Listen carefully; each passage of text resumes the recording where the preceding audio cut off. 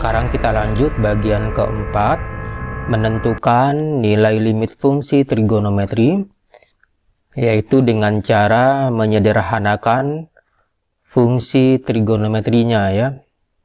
Dengan cara menyederhanakan fungsi trigonometrinya. Nah, jadi langkah keempat, cara keempat merupakan cara yang digunakan untuk menentukan fungsi trigonometri.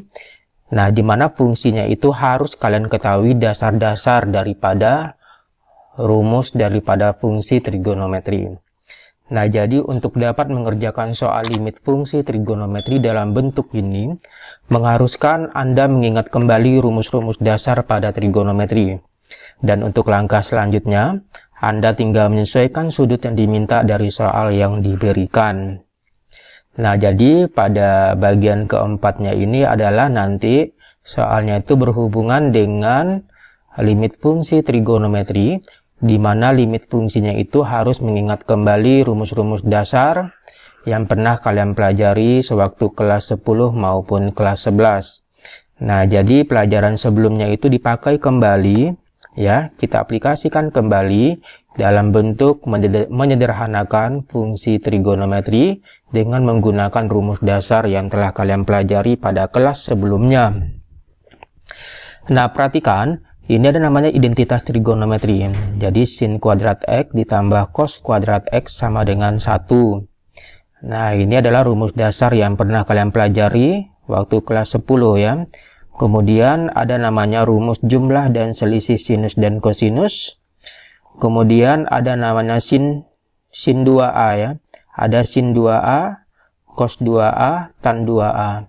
Nah, jadi sin 2A atau sin 2 alfa ini merupakan sudut rangkap.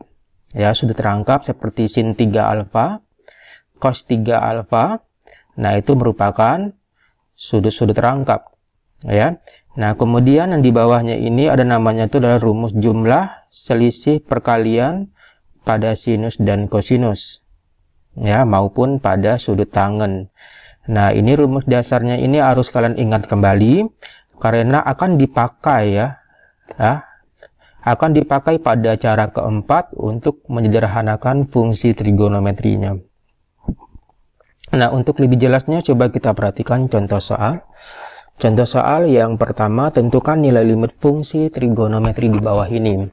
Jadi fungsinya itu adalah cos 2x per cos x dikurang sin x.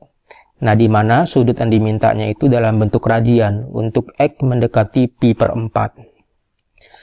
Nah, kita jawab sama-sama. Nah, di mana limit fungsi cos 2x per cos x dikurang sin x. Ya. Nah, di mana cos 2x-nya ini merupakan sudut rangkap. Ya, sudut rangkap. Nah, coba kalian ingat kembali rumus sudut rangkap. Jadi cos 2x-nya itu sama dengan cos kuadrat x ya dikurang sin kuadrat x. Nah, kalau dia adalah rumus jumlah selisih kuadrat atau rumus selisih kuadrat pada trigonometri, maka rumusnya ini dia cos kuadrat x dikurang sin kuadrat x sama dengan cos x dikurang sin x dikali cos x tambah sin x. Nah, ini penjabarannya ya. Nah, ini rumus dasar yang harus kalian ingat. Nah, sudah pernah kalian pelajari waktu kelas 10 maupun kelas 11. Nah, kemudian kita masukkan ya cos 2x sudut rangkapnya ini sama dengan berapa? Nilainya itu sama dengan cos kuadrat x dikurang sin kuadrat x. Ya, per cos x dikurang sin x. Dengan x-nya itu mendekati pi per 4. Nah, kemudian perhatikan pada pembilang. Pada pembilang ini juga bisa kalian jabarkan ya. Nah, ini merupakan jumlah selisih kuadrat pada trigonometri ya, pada sudut trigonometri. Kalian jabarkan sehingga menghasilkan cos x dikurang sin x dikali cos x ditambah sin x per cos x dikurang sin x untuk x mendekati pi per 4. Nah, kira-kira ada yang habis tidak dibagi berapa? Ya, ternyata cos x dikurang sin x habis dibagi dengan cos x dikurang sin x ya. Habis dibagi sehingga menghasilkan limit fungsi cos x ditambah sin x untuk x mendekati pi per 4. Nah, jadi nilai x-nya ini kamu substitusikan nilai x sama dengan pi per 4, kamu substitusikan ke cos x ditambah sin x. sehingga menghasilkan cos pi per 4 ditambah sin pi per 4. Nilai pi per 4 itu sama dengan 180 bagi 4 sama dengan 45 derajat. Jadi cos 45 derajat ditambah sin 45 derajat sama dengan setengah akar 2 ditambah setengah akar 2, atau ya akar 2-nya kamu keluarkan sehingga sama dengan setengah tambah setengah itu sama dengan 1.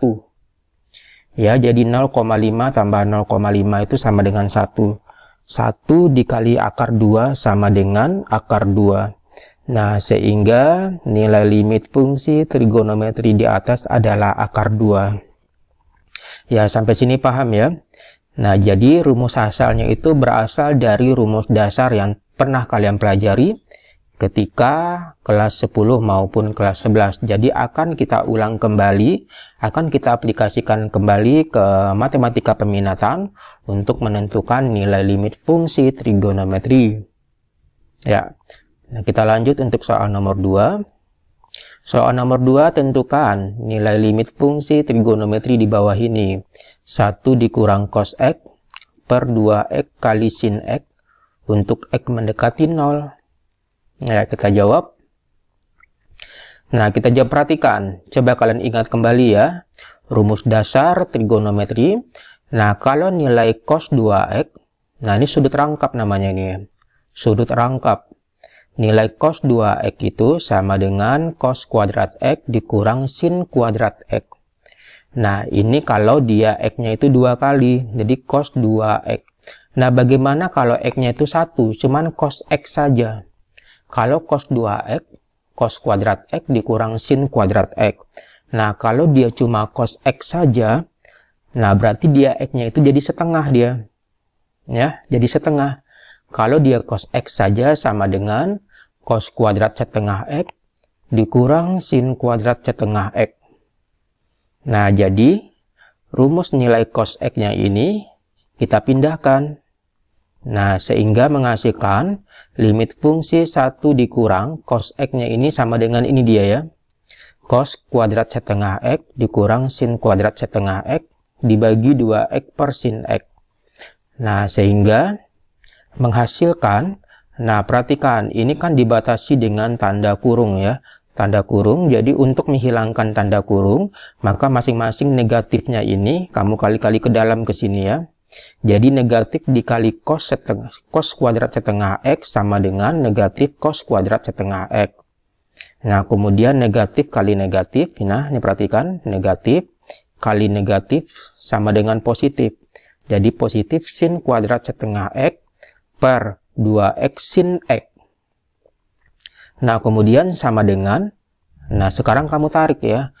Nah, karena dalam bentuk akar ini 1 dikurang cos kuadrat setengah X itu nilainya ada. Ya, nilainya ada, nilainya itu sama dengan sin kuadrat setengah X. Ya, nah ini namanya rumus identitas ya, identitas trigonometri. Kalau nilai sin kuadrat setengah X ditambah cos kuadrat setengah X sama dengan 1 dia. Nah, kalau sin kuadrat setengah X-nya kita keluarkan, hasilnya itu adalah 1 dikurang cos kuadrat setengah X. Ya, paham ya? Nah, kemudian kita tambah dengan sin kuadrat setengah X per 2X dikali sin X. Nah, perhatikan, ini kan sama ya. Nah, sin kuadrat setengah X ditambah sin kuadrat setengah X sama dengan 2 sin kuadrat setengah X per 2X sin X. Nah, kemudian perhatikan nilai sin kuadrat setengah X-nya itu kan 2 kali ya. Nah, kita jabarkan sama dengan limit 2 sin setengah X dikali sin setengah X per 2X kali sin X. Nah, perhatikan ini pada panahnya ini. Nah, pada panahnya ini bisa kita jabarkan dengan menggunakan sifat-sifat pada limit fungsi trigonometri yang pernah kalian pelajari waktu kelas 11 pada matematika wajib. Nah, kamu jabarkan dengan menggunakan sifat-sifat limit trigonometri, diperoleh limit fungsi. Nah, perhatikan nilai pembilangnya ini kan ada 2 unsur kan, 2 sin setengah X dengan sin setengah X. Kemudian pada bagian penyebutnya itu 2X dan sin X. Nah, kamu jabarkan sehingga diperoleh 2 sin setengah X per 2X dikali limit fungsi sin setengah X per sin X. Ya, sama dengan, perhatikan, nah nilai X mendekati 0. Nah, ini adalah rumus yang kalian gunakan ketika mempelajari pada bagian kedua. Ya, menentukan nilai limit fungsi trigonometri menggunakan rumus dasar trigonometri. Nah, ingat pelajaran pada bagian kedua ya. Nah, sehingga menghasilkan 2 dikali setengah. Nah, perhatikan 2 dikali setengah per 2. Ya, kemudian dikali.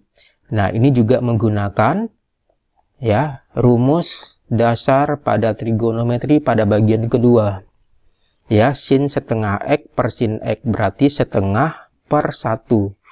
Karena X-nya 1 berarti per 1. Ya. Oke, sama dengan, jadi 2 dikali setengah sama dengan 1, 1 per 2. Kemudian setengah bagi 1 sama dengan setengah. Setengah kali setengah sama dengan 1 per 4. Ya, sampai sini paham ya. Nah, coba dipelajari lagi. Diulang kembali videonya. Nah, jadi penggunaan limit fungsi trigonometri untuk bagian keempatnya itu dengan cara menyederhanakan trigonometrinya dengan menggunakan rumus dasar, rumus identitas trigonometri yang pernah kalian pelajari waktu kelas 10 maupun kelas 11. Jadi akan kita bawa kembali pada matematika peminatan di kelas 12 ya. Nah, coba kalian ulang kembali video sebelumnya dan video pada pertemuan substitusi langsung pada bagian pertama, kedua, ketiga, terakhir dengan cara memfaktorkan. Nah, karena materinya itu saling berkaitan satu sama lainnya. Ya, baiklah, nanti setelah ini akan saya berikan satu soal saja yang berhubungan dengan ya menentukan limit fungsi trigonometri dengan menggunakan penyederhanaan trigonometrinya.